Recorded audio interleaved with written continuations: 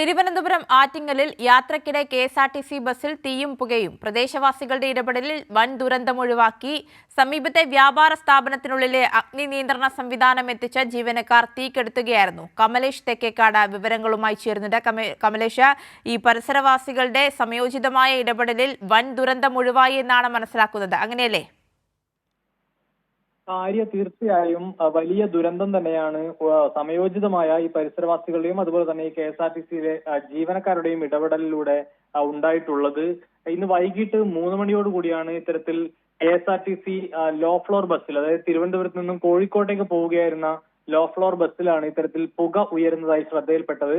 ഉടൻ തന്നെ ഈ ആറ്റിങ്ങൽ എത്തിയപ്പോഴാണ്, ഈ ആറ്റിങ്ങൽ പ്രൈവറ്റ് ബസ് സ്റ്റേഷന്റെ സമീപത്ത് ബസ് നിർത്തുകയും യാത്രക്കാരെ എല്ലാം തന്നെ പുറത്തേക്ക് ഇറക്കുകയും ചെയ്യുകയായിരുന്നു. ഇതിനിടെ യാത്രക്കാരിൽ ചിലരുടെ ഈ ബസ്സിനകത്തുള്ള ചാർജിംഗ് സോക്കറ്റിൽ നിന്നാണ് പുക ഉയർന്നത്. പിന്നീട് അത് തീ ഉയരുകയും ചെയ്തു.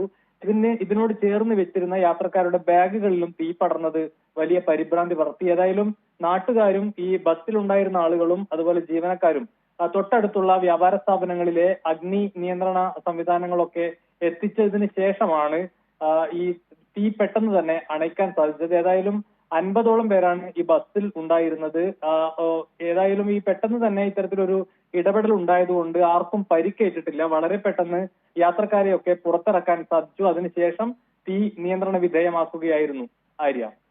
ശരി, കമലേഷ് തെക്കേക്കാടാണ് വിവരങ്ങൾ നൽകിയത്.